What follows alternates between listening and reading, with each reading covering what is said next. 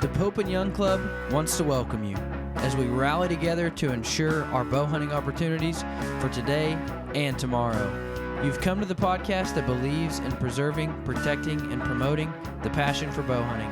Join us as we strive to be the voice of today's bow hunter. This is the Pope and Young Podcast.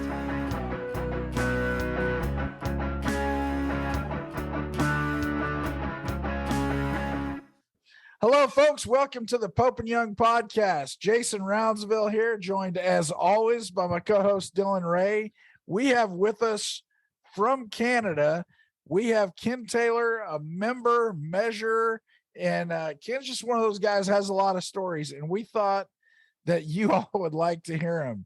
And I can't wait to hear some of these. Ken, welcome to the show. Hi. And then Nice to be here. Absolutely. Now, who do we have with you there today? Oh, beside me, we're way south of where we usually live. To some people, this still would be north, but to me, it's really south. And it's my wife's beside me. Yeah. Gotcha. So now, when you say you're south, where is home? Just to give people an idea of when you, because it's all about perspective, and when you say south, it's a little bit different than most people are thinking. So when I say south, I'm in Texas. Yeah. So we live in a tiny Cree community. Technically speaking, I guess you would say it's a native reservation, but it's we call it a community, and it's on the southern tip of James Bay. And James Bay is the southernmost bay of the Arctic Ocean. So it's we've only had a road for 21 years. So we've only lived there full time for 22 years. Before that, we kept a close connection to it, but we couldn't be there 12 months of the year. Okay, so up on the Arctic Ocean, on the southern point of the Arctic Ocean. That's pretty north. It's Waskaganish. It's actually pretty close. An interesting thing about it's kind of the line between the boreal forests and the marine Arctic. For instance, we have beavers, but we also have seals. We have red foxes. We also have Arctic foxes. We have black bears, and it's the southernmost point where the polar bear ranges. So every once in a while, cool. Every once in a while, the public security director or someone has to shoot a polar bear that ventures too close to the community, and I usually get to skin them. Nice. So, there's some big. Yeah, go ahead. We like polar bears. We like our polar bear in the office so much that we took him from Minnesota to Reno, Nevada last year just to show him off. That's how proud we are of our polar bear.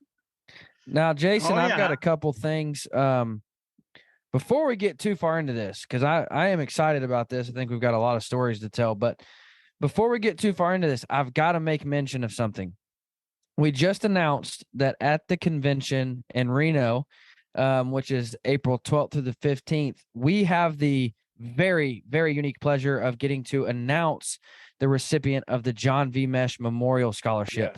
Yes. You're going to bring them up on stage and get to announce the winner. And hopefully the winner can be there with us. If not, it'll still be exciting. So guys, if you know anybody who is going into a conservation job, a park ranger or anything of the sort, make sure and head to, make sure and head to johnvmesh.org and get that application entered to receive that scholarship, because we at Pope and Young, we think very highly of those guys, and we can't wait to be a part of this. So make sure and get those entries in. Also, you've got one more day. It ends tomorrow. We've got a hat sale going on our website, pope-young.org, 40% off all hats. And I didn't tell Jason I was going to do this, but I'm going to, because I told him that I wanted one of these hats, this style of hat. It's a rope style hat. If you're not watching on YouTube, head to YouTube and look at my hat.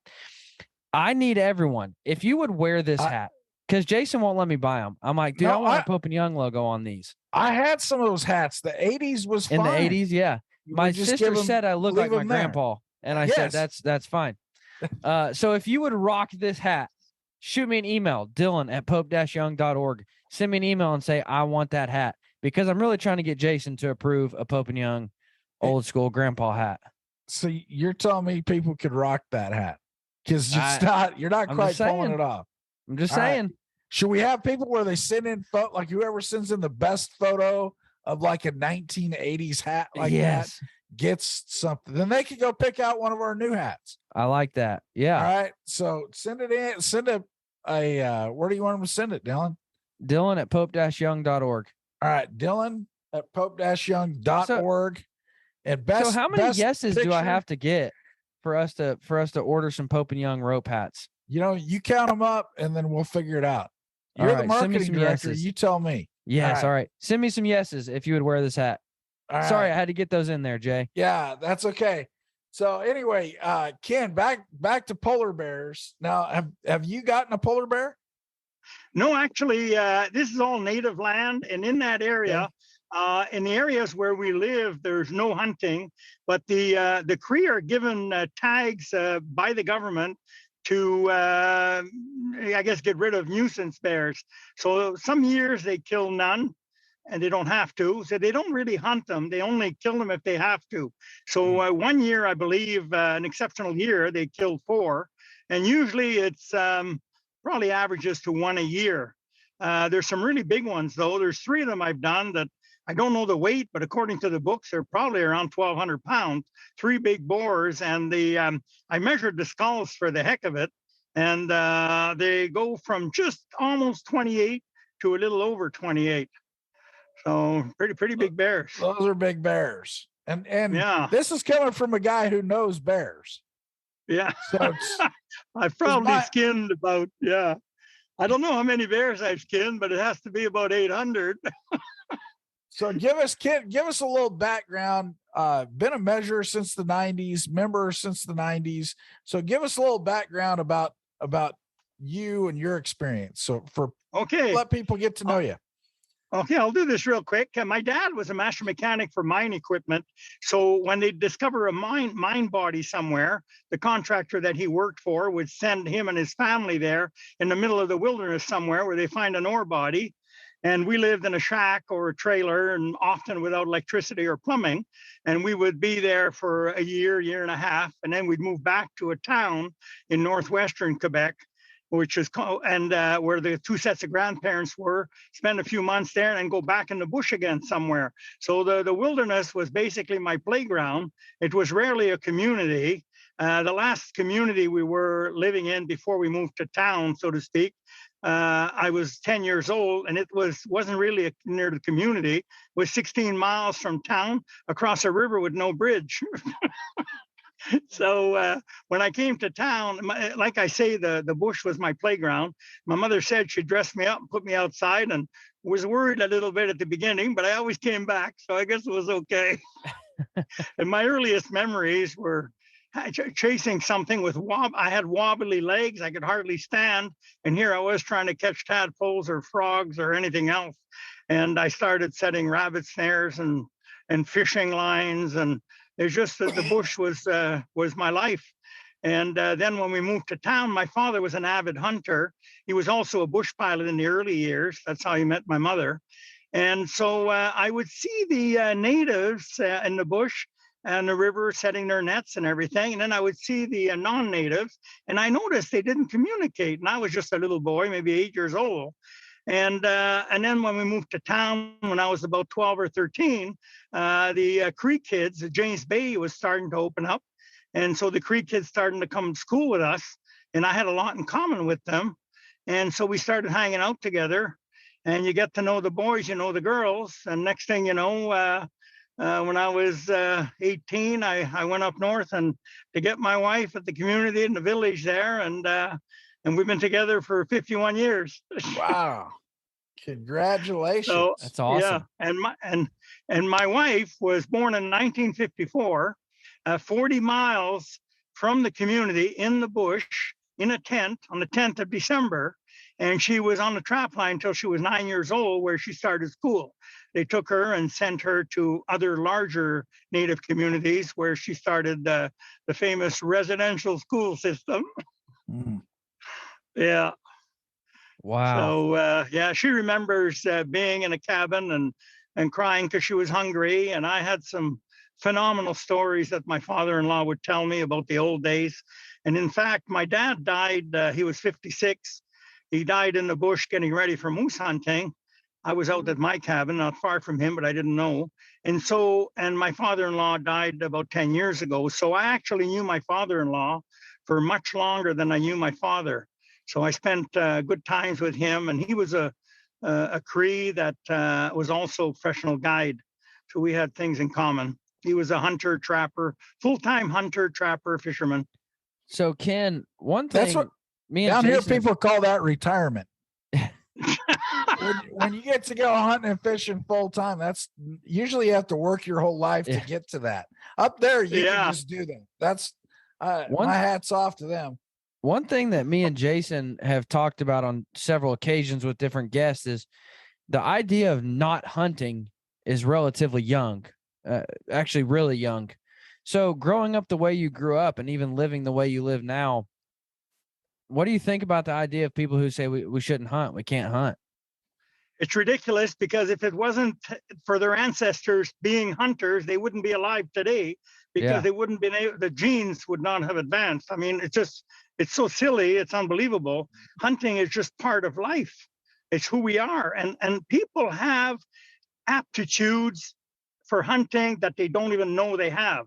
Some of these city people, thankfully, I live in a community where hunting is just part of life. Everyone is a hunter, trapper, fisherman, and a lot of people are not aware of the anti-hunting sentiment in the outside world.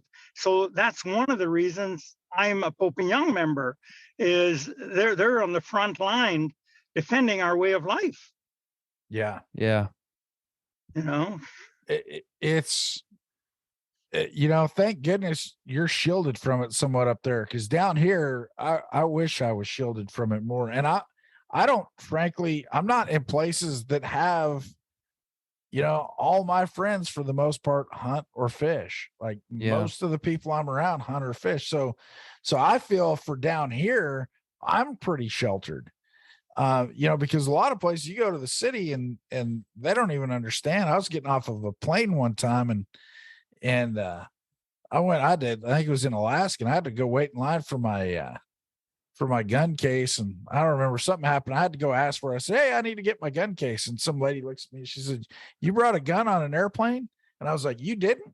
How are you?"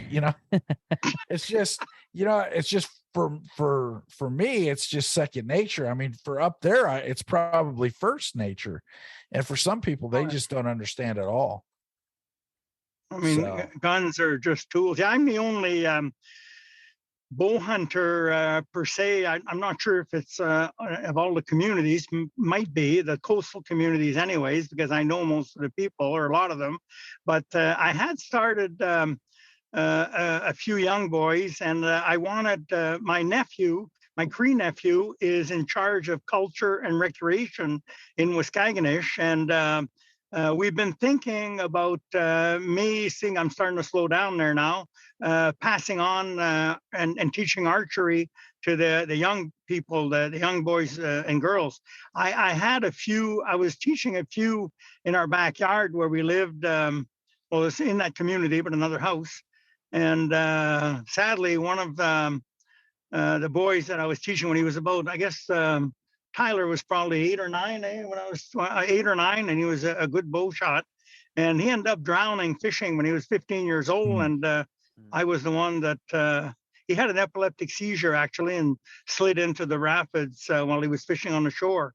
And just coincidentally, there was 40 of us looking for him, and I happened to be the one that found his body. So it's a rough place, like I say. And but we want to. I'm trying to promote archery a little more, and strangely, that's where it comes from. My father-in-law. Yeah. Anyways, my father-in-law told me he had a bow and arrow when he was young, and he would shoot spruce grouse, which in Cree are called mistukiao.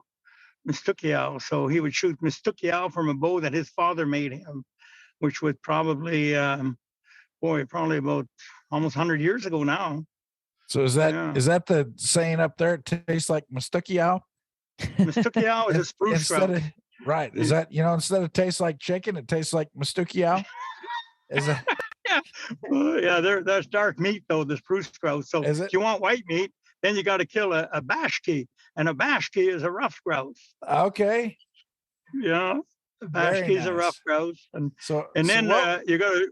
We have sharp tails too, and those are called atsku. And then we have ptarmigan, which are called wapiao. gotcha. So now, what was when you started bow hunting back in the day? What was the first thing that you took with your bow? Well, like most 6-year-old, 7-year-old kids, I used to cut branches and take a string and try to make arrows out of anything I could find that was straight, sometimes even bulrushes. But then when I was about, I guess, probably about 11 years old, my mother or father bought me one of those fiberglass longbows. And then my dad didn't want me to make noise while we were moose hunting. He started bringing me out moose hunting. I was 8 years old. And that's the main animal. Moose first, bear second, and caribou third, probably. But anyways, so I started shooting rough grouse and spruce grouse with my little fiberglass arrow while we were moose hunting, so it wouldn't make any noise. So that was probably the first real game I killed was rough grouse and spruce grouse and rabbits. Rabbits in Cree are called wapsh. So I guess I was killing bashkis, mistookiyau, and wapsh. Gotcha. So now back in the day, you were making your own bows, making your own arrows. Then you went to the fiberglass longbow. What are you shooting today? Oh, today, well, I went from a fiberglass longbow to a real. When I was 15, I got a real recurve, and I hunted with that for quite a few years. And then I took a break because I was competing in arm wrestling and raising a family and working, and I was still hunting and fishing like crazy. But we weren't allowed to hunt big game with a bow in those years. So I put the bow not really aside, but I didn't hunt big game with a bow for a few years. Could you say that one more time? That's something that a lot of people don't understand at all in today's society. So which part? The part about not being allowed to even use a bow for big game. Yeah, that's right. Okay. The Quebec didn't think that you could kill a big game animal with a bow and arrow, I guess. Yeah. Yeah. So then I like a lot of people, the compounds had come out, and there were 48-inch long compounds with wheels, not cams. So I tried that for a few years when I came back, and I had sights, but I wouldn't really use the sights much. So and then I just went back to my recurve. I went to my recurve and then a longbow. First recurve I got from Len Cardinelli used to come up and hunt with me. I don't know if you know Len Cardinelli. I've heard the name. Yeah. Yeah, he's I think he's a measurer of Pope and Young and one of the first, I guess one of the original old time Pope and Young guys. And he brought me up a recurve. And then also Rob Koffel from Lancaster Archery, he used to come up, and so he brought me up a bow that Earl White actually made, a Sky Archery hybrid longbow recurve. So that's when I really went back into it, and then and that was probably I don't know, but I've been hunting steady with a bow probably 35 years and then add 10 years before that. So at least anyways, it's hard to know because and then if you add the childhood years of shooting little bow and arrows that you made and stuff like that, well, it goes more. But I always just had I don't know why, but today I take my longbow. I've been hunting just with longbows for probably about 30 years. And I take my longbow and I go walk in the bush and I feel I'm a kid again. And that's just the way it is. And you're so close to nature and it's quiet and you're just part of nature when you're out there with the bow. Yeah, that's for sure. So, and you're not, it's just, you seem to blend in and what people don't understand is, it's some people will tell me, I have nothing against gun hunting. My family uses guns. Like I say, I'm the only one in Waskaganish hunting with a bow, but they'll say, oh, it's easier or it's better or this and that. Well, hunting with a bow is not how far can you shoot the animal, it's how close can you get.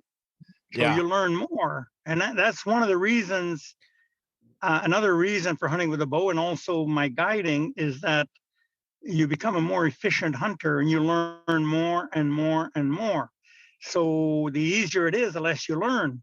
The harder it is, and I try to make it, many, many years, I tried to make it as hard as possible. And I just keep learning more and more and more. So now I'm sure, and there's guys out there that know more than I do, but with what I do, and I'm kind of a versatile outdoorsman through necessity. We just hunt and fish, and I trapped quite a while too. And I just have to keep learning everything about nature and the elements and rivers and bays and lakes, and it's just and even now I'm almost 70 years old, and I'm still learning. So yeah. You know, I appreciate that mentality of it's not how far you can shoot. Somebody, and I'm not going to name any names because they're popular, but they posted a picture of an elk and they said, opening day, 80 yards. Are you shooting? And I'm like, well, it's a stupid question. Like, I mean, a lot of things go into that. I mean, and the premise behind it was, if you are going to shoot, how far do you practice out to, and blah, blah, blah. And it just kind of, it didn't upset me, but I'm just kind of like, man, all these people comment on there. Yeah, let her fly. I'm like, why not try to get closer? Like, can I shoot at 80? Probably. Can I hit that elk at 80? Yeah, probably. But why not get closer? Like, archery is a close quarters game. So why just let it fly at 80 and let the hunt end? So I appreciate that. Yeah. I agree. Now, I feel, yeah. Now, people ask me, I'm sorry, go ahead. Oh, I was just curious. You mentioned you're the only one in that neck of the woods using a bow and arrow. Now, was the bow and arrow, was that one of the traditional Cree tools, or was that something that they used? It was a traditional Cree tool, and there is a culture teacher right now there, Reggie Hester. He's Cree, and he does teach the kids sometimes. I'm thinking that like they were talking to me. A couple of the elders, the community elders, Sandus Wishchi for one, said that I should teach the Cree because they don't really hunt with a bow anymore, but I do. And one of my friends, I told you, Dylan, that I had gone to a funeral, of one of my close friends. Well, he hunted with a compound bow for a while. And a funny story is he told me, he said he went out with his two nephews and they were out way out on the river somewhere. And he called in a bull, but a cow was with it. So anyways, he takes his compound bow and he makes a pretty good shot. And as soon as the arrow hits the moose, his two nephews open fire with their guns because the moose didn't fall right away. I told him, even the best shot there is, moose should turn around and run 20 yards and drop dead. So he didn't have an official bow kill because as soon as the arrow hit, his two nephews opened fire. But so that's Junior's funny. Gone now. Walter, I said bye to Walter there a few weeks ago. And his like I told you, Dylan, they asked me to read the eulogy. And that's quite an honor. I was the only, out of the hundreds of people there, obviously I was the only non-native, but I'm used to that, and they kind of accept me as one of the gang. Nice. So tell us some stories. I mean, from a guy who's living up there, if you have to, it doesn't have to be the top one, but if you narrow it down, what are, some of the top experiences that you've had in a long history of being out and not just in the woods, you're in the bush. That's like the next step. A lot of guys go out to the woods. You're like, no, I'm about, 400 miles past the woods. Well, I guided caribou between Ungava Bay and Hudson Bay. That was 200 miles by bush plane past the furthest northern Quebec road. I ran a caribou camp up there for 16 years. In fact, in one of the last years, Glenn Heisey and Larry Strife came up. Yeah, Oh, with two yeah. other guys. I forget their names. I'll But tell you what. yeah. You want to know anything about Pope and Young? If you have Larry and Glenn there, they know more than anyone else. Those two guys are a wealth of Pope and Young knowledge. So you got it straight out of the tap right there. Yeah, when I went to I've been to two conventions, and the one in Alberta, and my wife was with me, and then the one in St. Louis, and I spent a good amount of time there with Larry because we knew each other. Yeah. So stories, yeah. Well, you were saying about distance and far and close. Well, the closest, like I say, that my two main animals are moose and bears, and caribou third. And now they closed the caribou season in Quebec for non-natives. But that was a really important animal for us. And then my wife is still allowed. So if we always get a moose every year, and that's our stable meat for the year. If we're lacking of meat because we share a lot, then she's allowed to shoot a couple of caribou, so sometimes we'll do that. And but anyways, I've killed a moose at 5 feet, a bull moose. I shot him at 5 feet with a traditional bow, and then I shot the closest I ever killed a black bear. A big black bear was 6 feet, and the reason is the moose. I had took off with a backpack of stuff. I spent 10 days in the bush up on a place we called the Hill, and it was really miserable weather. And I was just with a canvas and food, a few MREs that military guys used to bring me up. I used to like those. So anyways, I was camped out and here and there walking around, and I sleep anywhere. And I've even slept on top of a beaver dam once because it was the only dry spot I could find. But anyways, so I went to this. I found this little marshy, swampy little pond there, and I started calling there, and the weather turned really nice, and all of a sudden I got an answer out in the bush, and so I knew. And then he came, and he was between me and the little place I had set up my piece of canvas there in a little kind of like a pup tent. And so I just do what I usually do. I took my rain suit out of my pack sack, took my boots off and laid down because it got dark. He came out, but it was too dark for me to shoot. So I just waited. So I spent the night there waiting. And then and I heard him once in a while. I'd hear him crashing in the bush. And then when it started getting light, I called. And then he came, and I approached him, and it was all tag alders and swamp and everything. So I was in a situation to intercept him, but he turned and came closer to me. So he was walking right for me, and thankfully the breeze was for me, and he came out right in front of me. But the funny thing is, during the night, there was two bulls, and the bigger bull I didn't get. But during the night, I take off my rubber boots because your feet sweat when you just sleep in the bush anywhere. If you keep your rubber boots on, your feet are going to get cold during the night. So I didn't know, but there was two rut holes behind me with a tree that had fallen down, and it was actually the shape of a moose, sort of. And I didn't know that. So, and I didn't see those rut holes either because they were in tall grass behind me. And I had just got there, really. So it's kind of funny. I had called right until dark, and the moose was around. So then I wake up, I'm cold. The whole ground is just frosty, sparkling diamonds all over, just frozen frost. And so my feet got cold. So I get up, and I have these wool duffels on. So I'm walking. I'm just kind of stepping to warm up my toes, my feet. Well, that sounded like something thumping the ground walking. So the next thing you know, I hear, whoa, whoa, whoa. And all of a sudden I could see, it's dark, but I could see a little bit. The moose is coming straight for me, and it's a nice bull, probably 45, 50-inch bull. And he comes closer and closer and closer. And then he stops and he starts ripping apart some alders. It sounded like somebody beating the alders with a small canoe. So... And I didn't want to scare him away because I said I want to get him in the morning.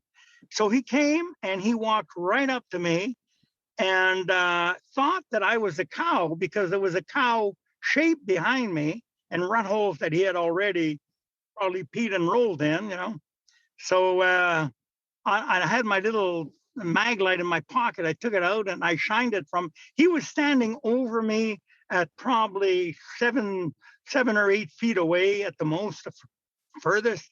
And I shone that light in his eye, and I could see all I see is white eye. He's in full rut, and he stopped, and his hair was all up on his hump, and he turned and he went. Well, I'll tell you, I fear nothing, but my knees were knocking a little bit. So, yeah, those moose are pretty big. I've been close to a moose when I was sitting in a vehicle, and they're still big. I can imagine just being sitting out in the bush, and here's a moose towering over you. Yeah. So then the next morning, the story I was telling before, he came right to me in the alders, the other one that was around, because I called in 2. And then I just pointed. It was first, I never even aimed. I just pulled my bow back, waited for him to walk directly in front of my arrow, and released the arrow.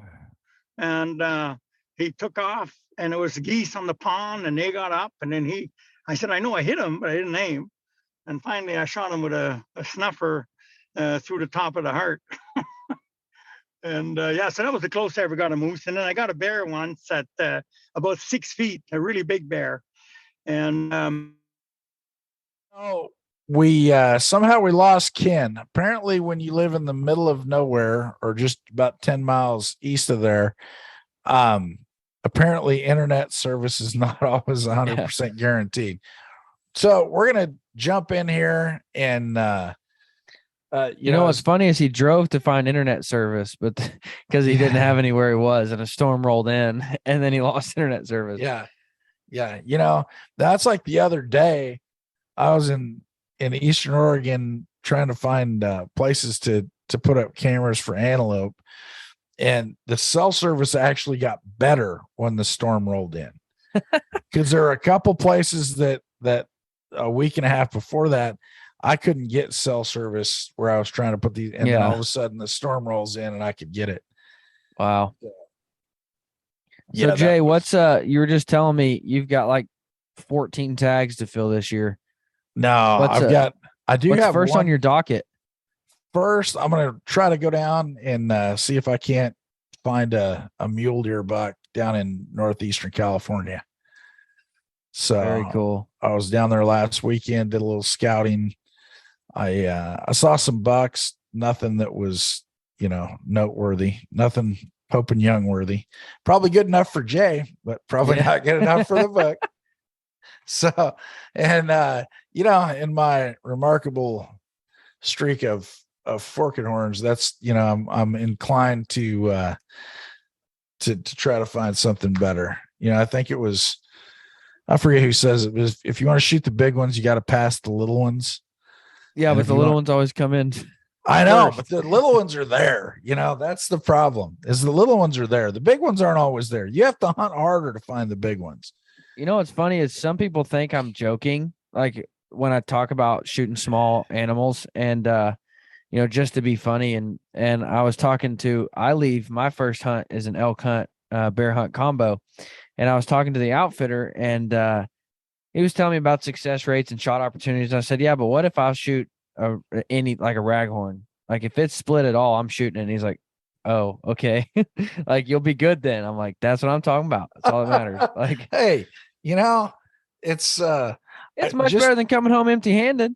I'm telling you, man, that's the thing. You have to, I think Alan Bolin said, he says, if you want to shoot the big stuff, you got to be willing to eat a tag. And I'm like, until the last day, even then he doesn't even, I don't think his stuff changed. The last day, I don't think he would take something the last day that he wouldn't take the first day. Yeah. Me, I would. I was like, opening day, I'm like, man, I want a 6-point bull, nice, good mass, good frame. Then like day 2, I'm like, well, I'd like it to be a branch bull. And, by the end of the season, I'm like, man, if a spike looks at me cross-eyed, he's going to hit the dirt. No, that's I came into this fully expecting, I'm like, well, listen, if it's the last day and all I can shoot is a cow, I'll sting and put an arrow on a cow. There's no point in not getting a cow. I mean, there's no point in eating a tag when it's just going to go to waste anyways. So why not get, 150, 175 pounds of meat and come home? Good meat. Very good. Yeah, absolutely. Yeah. So that's just me though. I mean, some people have different ideas, but that's me. Hey, you also have to look at it. Chuck Adams, I consider Chuck to be a pretty good bow hunter. And, he shot that world record Sitka. And you know what? First animal he saw, first buck he saw just happened to be a world, now he's done the research to put himself in the right spot, but still, if texted you a screenshot, 364 days on the dot after he kills that world record, he posts and says, well, I might have another world record. Might have done it again. So I'm excited to see.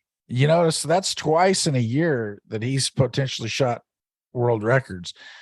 You'll also notice that that's twice in a year he's been on our podcast. Yeah.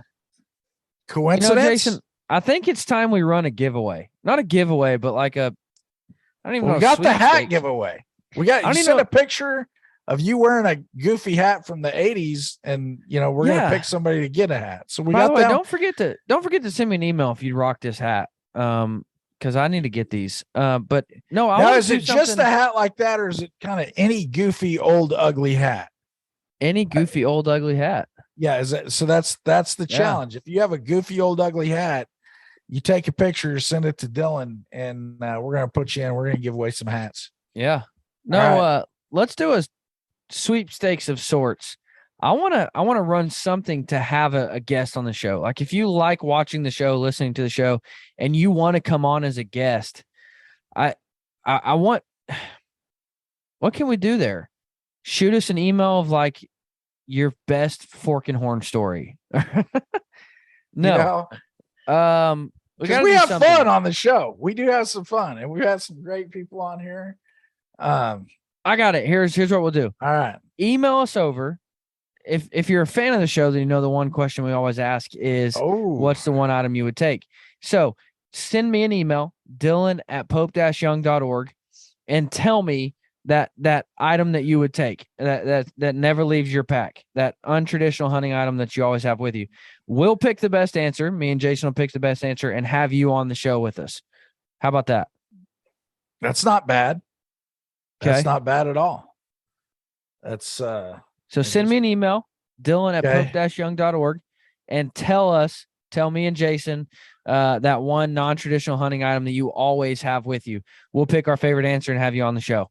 All right. And just because Lee said Tiffany was what he'd take, that answer is taken.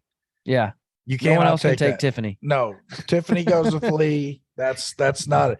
Now bacon, anybody can have bacon. Anybody. But Tiffany's that's Lee's answer. So yeah, you have to come up with your own there. However, as a teenage boy, my answer would have been Tiffany. So I don't know if you could have handled it because being around somebody that consistently outshoots you like that. 100%. Sure yeah. 100%. There's no question about that in my mind. Yeah. That was man. That was one of those answers that you just, I wonder if he'd have said that if she wasn't standing in the next room. I like to probably think so. Yeah, I like to think so. He seemed to be that kind of a guy that's pretty classy, regardless. Just of who's always around. winning, Yeah. Yeah. So, all right. So that's the deal. You send your answer to Dylan at pope-young.org. And you want a little bio or anything in there with it? Just say, hey, here's why I'd like to come on. Just whatever you want to send Dylan. You send it to Dylan, and we're going to pick somebody. We're going to have you on the show, and that'll be fun. I'll tell you what. What's your boy's name? Blake? Is that his name? Yeah, Blake. I expect to see an email from Blake. Texas, yeah. He better. I mean, if he's not listening after we shout out to him, man, that'd be terrible. I expect to see an answer from Blake. You may have an answer tomorrow because last time. Yeah, he listened to it like the first 12 minutes. Instantly, yeah, that was Axis Archery down there. Yeah, I clicked go live at 8 a.m. and at 8:04 you had an email saying, "Dude," and I'm like, "Wait a second, how did he get 19 minutes into the show in only 4 minutes. Yeah. It's pretty incredible. So, no, that's good. We've had some great people. And, who's your favorite guest so far? You can say it. You can say it. Man, we've had so many good ones. And as soon as I answer, like, I have to look at the list, because as soon as I'd answer that, then I think, you and I talk about that, and we're like, oh, remember this? This was really cool. One of the ones that was a lot of fun, and maybe it's just on my mind, I just ran into him at Boone & Crockett a couple weeks ago, is Brian Butcher. When we had him and his buddies on, yeah, that was just fun. That was just the boys talking about, killing stuff with the bow. That was fun. Just genuinely, I love to root for good people. And you get people like that, it's just, how do you not root for guys like that? And so just, that was a lot of fun. And I think just the whole story of how I met those guys at convention, and, foot in the mouth, which is, not hard for me to do. That's not, if I remember correctly too, we recorded that at like 8:00 at night. So my time. So, it was only 6 your time, but even still, I just had that feeling of like, I'm off the clock. We're just talking hunting. So it was fun. Yeah. No, that was a good episode. I think he's not a good guest, and he's not like, he wasn't spectacular as a guest, but Nick Munt changed our life. Like with the Uncrustable answer. I don't, I mean, I think he's changed, the world of bow hunting with his 100%. Uncrustables answer, I know you talked to Nick. Is he coming back on? We ought to get him back. Yeah, he's coming back on. We're going to do a follow, not after he heard me say he's not a good guest, but. Well, yeah. No, Nick, I didn't say that. Jason did not say you weren't a good guest. I think we need to get Nick Munt, Mike Waddell, and T-Bone all together. That would be a banger of an episode. I don't know if we can handle that. I can't. I couldn't. It'd be like 40 minutes of laughing with a little verbiage in between, I think, is how that would go. They would Those guys, they just listen to giggles with a couple words thrown in. Yeah. Yeah, because those They're guys, a hoot, man. They have a blast, Yeah. And that's another one, Michael, we ought to get Michael back on too, because we talked a lot. Last time was a lot of convention stuff, and we're excited. Convention's rolling back up on us in April. Yeah, it is.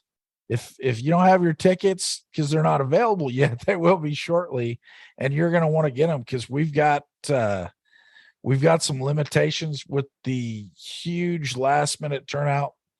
In 21, we're fully expecting some of our events to sell out. We've already got also just a few days left to get your Summer Sizzler tickets. That's some tickets you got to get in on.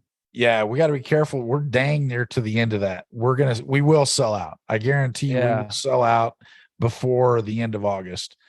And that goes to the 31st. So that one will sell out. We'll have to cut that off here probably in the next, I'd say, week. So, but no, it's a lot of good stuff going on.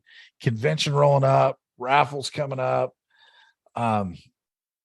It's just an exciting time. I know we're wrapping the next issue of The Ethic, which will be hitting mailboxes here and before too long. It always takes longer than you ever think it would to go through that process. Yeah. And Steve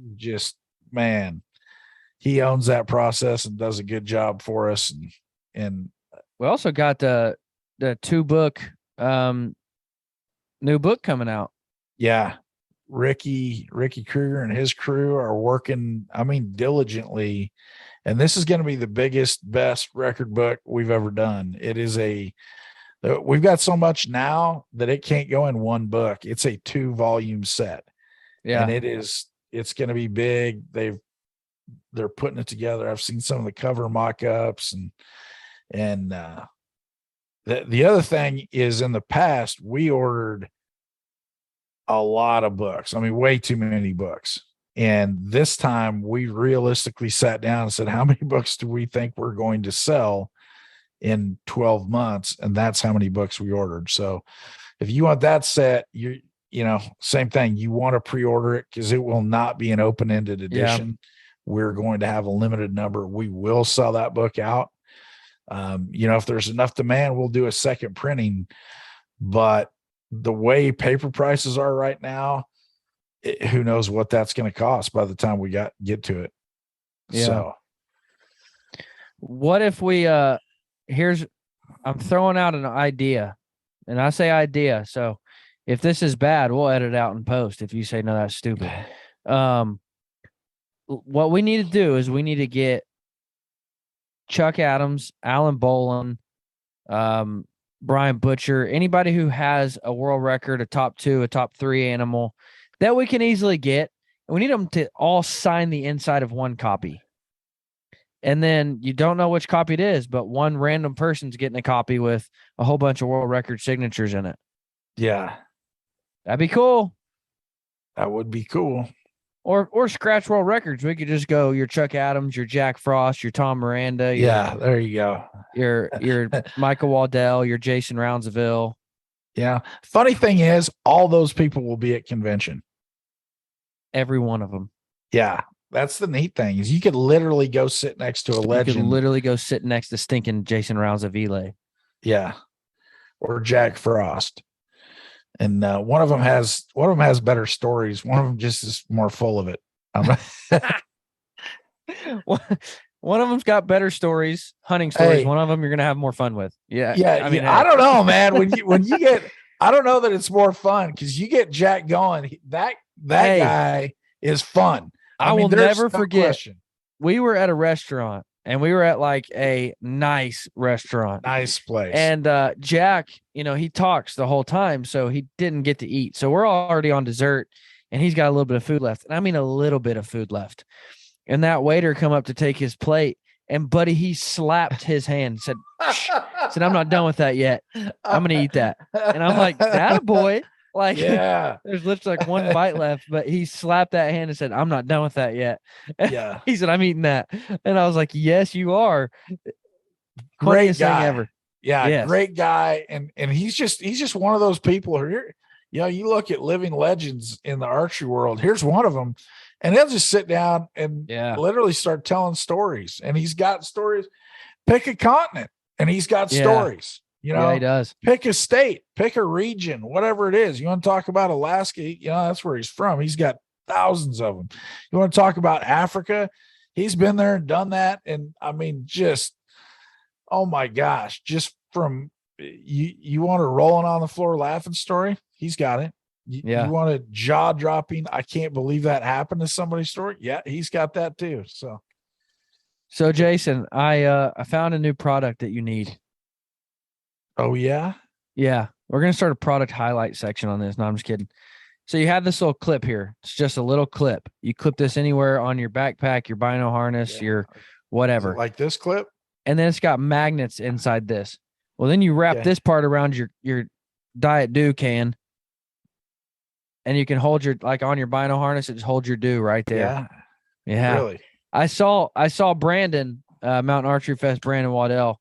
I saw him rocking this, carrying drinks on his bino harness all week at one of the MAF shoots. I'm like, I stinking need that. So now when I go out and shoot, I just clip this on my bino harness and I can carry my ice cold drink with me right there on my bino harness while I shoot.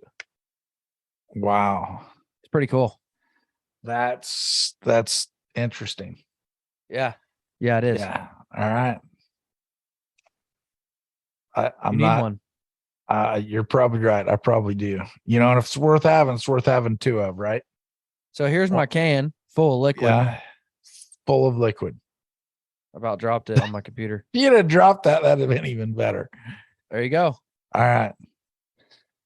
Well, thank you for that product highlight.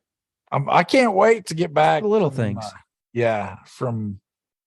From some hunts this in the next month or so. I've been trying out some new cameras. Our friends over at Faraday have the covert cameras. Yeah.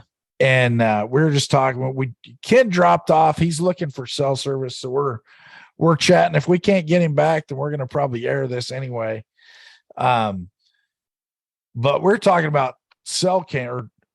I'm sitting here in Western Oregon. I'm a long ways from an antelope, and I'm literally getting pictures of antelope coming into some of these different water holes.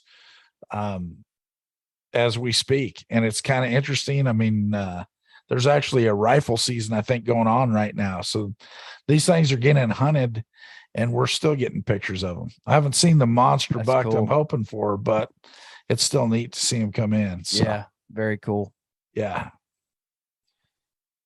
Well, I don't think we're going to get Ken back. So it isn't looking good. All right. Well, folks, thanks for bearing in with us here and sticking it out. We'll try to get Ken back on at another time. And in the meantime, make sure you enter your hat picture.